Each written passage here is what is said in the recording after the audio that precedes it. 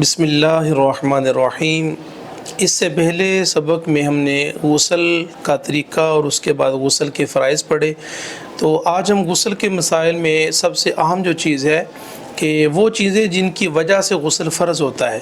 آپ کو بتایا تھا کہ کبھی غسل کرنا سنت ہوتا ہے، کبھی مستحب ہوتا ہے اور کبھی کبھی غسل کرنا فرض ہوتا ہے۔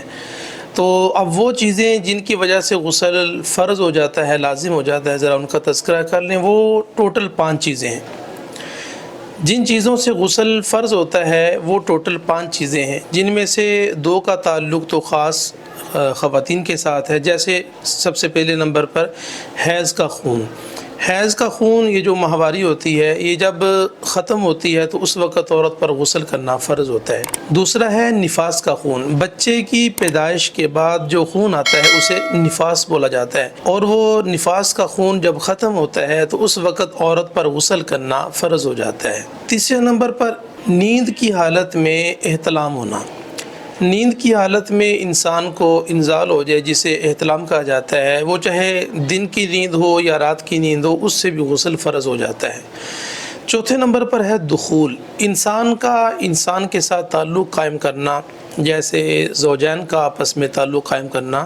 اس تعلق میں جب دخول ہوگا تو دخول ہونے کے بعد انزال ہو یا نہ ہو، انسان ڈسچارج ہو یا نہ ہو، باہر صورت جیسے ہی دخول ہوگا غسل فرض ہو جائے گا، اور یہ دونوں پر غسل فرض ہوگا۔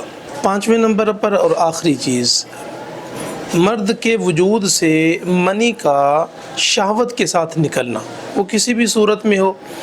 ایک ہے نیند کی حالت میں، اس کو احتلام کہا جاتا ہے کہ جاگتے ہوئے مرد کے وجود سے شہوت کے ساتھ منی کا خروج یہ غسل کو فرض کر دیتا ہے۔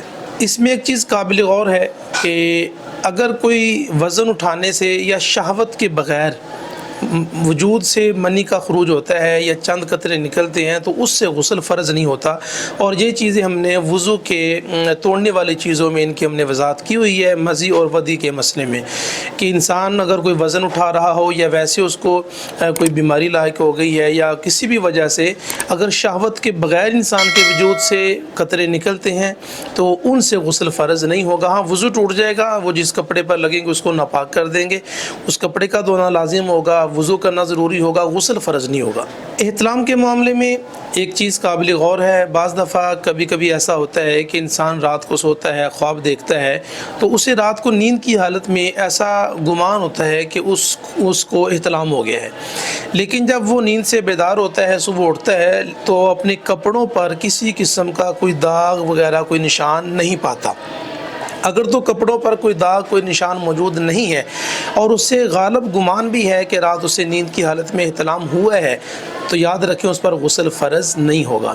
اور اس کا الٹ کر لیں کہ اس کو رات پتہ ہی نہیں چلا، نیند کی حالت میں احتلام ہو گیا، اس کو بالکل اس کا خیال ہی نہیں اس طرف گیا یا اسے محسوس ہی نہیں ہوا، لیکن جب وہ نیند سے بیدار ہوا تو اس نے اپنے کپڑوں پر نشانات دیکھے اور وہ سوچنے لگا، اور اس کی سوچ اور اس کا گمان اس بات تک پہنچا کہ اسے احتلام نہیں ہوا، لیکن نشان چونکہ موجود ہے کپڑوں پر، لہذا اس پر غسل فرض ہوگا، اور وہ غسل کرے گا تو پاک ہوگا۔ غسل فرض کرنے والی بنیادی طور پر یہ 5 چیزیں تھیں جو ہم نے آپ کے سامنے بیان کی، اور بڑے ہی محتاط الفاظ کے ساتھ بیان کرنے کی کوشش کی ہے۔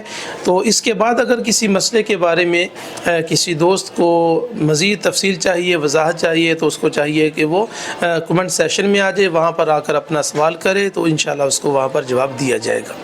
تو ملتے ہیں نیکسٹ ویڈیو میں، جو کہ بڑی ہی اہم ہے، بلکہ اب آنے والی ہر ویڈیو ہی بڑی اہم ہوگی، بڑے خاص مسائل آنے والے ہیں۔ ہم نے وضو کے مسائل پر بات کی، وضو کے فضائل، واجبات، سنتیں، مکروہات، وضو توڑنے والی چیزیں، وہ ساری ہم نے، اس کے بعد غسل کے معاملے میں، اور اب ہم ان پانیوں کے بارے میں بات کریں گے جن سے وضو یا غسل کر کے انسان پاک ہو سکتا ہے، ناپاکی سے نکل سکتا ہے، نجاست دور کر سکتا ہے۔ اور یہ پانیوں کے مسائل بڑے اہم ہیں، بڑے خاص ہیں، اس میں بھی بعض دفعہ بہت ساری احتیاط ہوتی ہے۔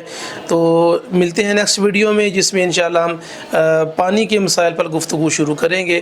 اگر آپ کو ہماری یہ ویڈیو اچھی لگتی ہے اور آپ سمجھتے ہیں کہ یہ بنیادی معلومات اور ضروری باتیں تمام مسلمانوں تک پہنچنی چاہیے، تو اس ویڈیو کو لائک کیجئے، شیئر کیجئے اپنے دوستوں کے ساتھ۔ تو ملتے ہیں نیکسٹ ویڈیو میں۔